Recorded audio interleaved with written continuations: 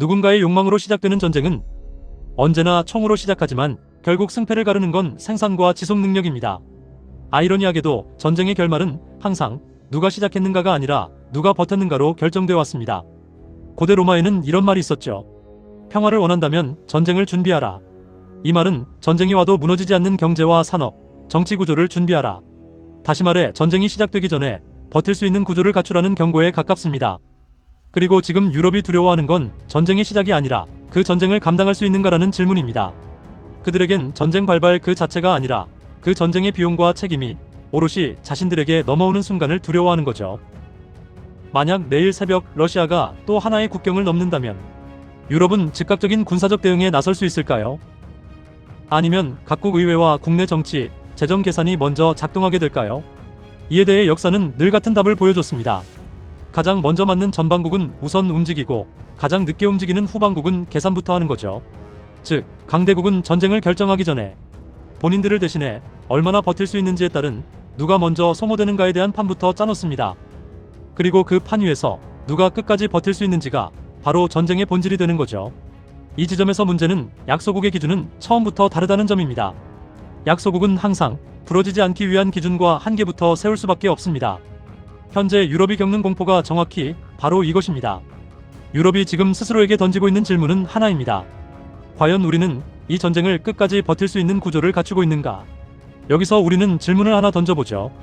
러시아는 왜 우크라이나를 침공했을까요? 영토 때문일까요? 아니면 감정 때문일까요?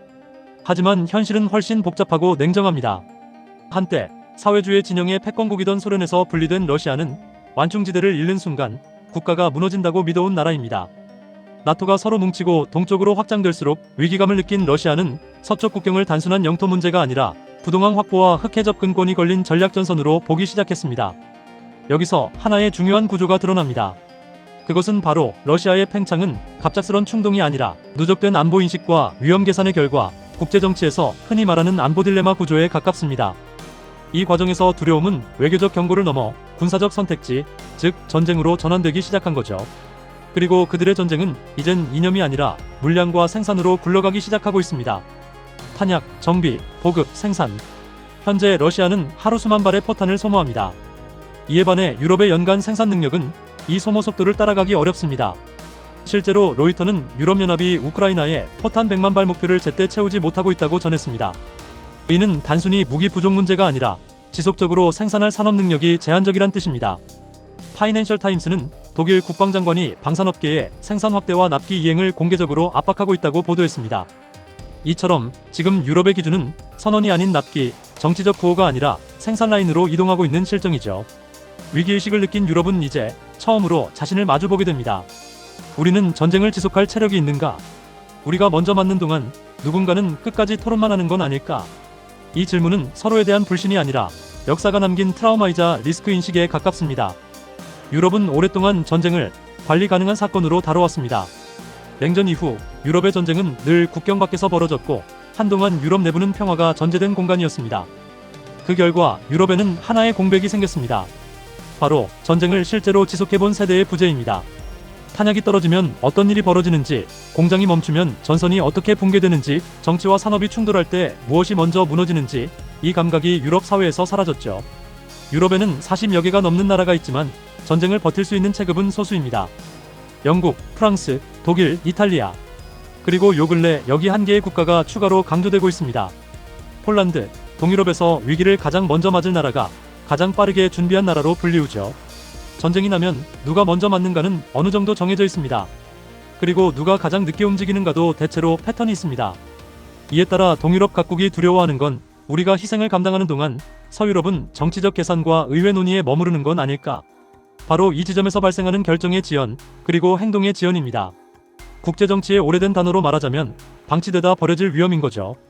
동유럽은 이 위험을 이론만으로 배우지 않았습니다. 그들은 이 모든 것을 경험을 통한 역사로 겪어왔죠. 그래서 동유럽은 말보다 행동을, 연설보다 계약서를 먼저 봅니다. 즉, 그들 나라에 있어 동맹은 약속이지만 생존은 계산인 거죠. 그리고 작은 나라일수록 계산은 더 빠를 수밖에 없습니다. 이에 따른 동유럽의 결론은 단순하면서 신속해집니다. 우리는 우리 스스로 버틸 수 있어야 한다. 이 결론의 순간부터 동유럽의 전쟁은 더 이상 명분의 전쟁이 아니라 생존을 위한 생산 전쟁으로 탈바꿈하기 시작했죠.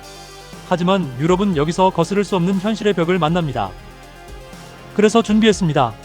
오늘은 러시아의 팽창주의가 만들어내고 있는 유럽의 공포, 유럽 내부의 불신, 미국 전략 변화, 그리고 그 계산표에 대한민국이 왜 불리우기 시작했는지를 깊이 분석해 보겠습니다. 오랜 동안의 평화시대 속에서 무뎌진 감각은 유럽을 나태하게 만들었습니다. 이에 따라 의지는 있는데 라인이 없고 기술은 있지만 생산이 느려졌죠. 결과적으로 유럽 방산의 문제는 기술이 아니고 의지도 아닌 구조가 된 것입니다. 파이낸셜 타임스는 이 구조를 두고 이렇게 표현했습니다. 유럽은 전쟁을 대비한 대륙이 아니라 평화를 전제로 설계된 시스템이었다. 현재 유럽의 방산은 국가 총동원 체제가 아니라 기업 중심 산업 구조입니다. 전쟁이 나도 정부는 요청하고 기업은 검토합니다. 방산을 총동원 체제로 바꾸는 순간 정치적 책임, 재정 부담, 전후 과잉 설비 리스크를 정부가 떠안아야 하기 때문입니다.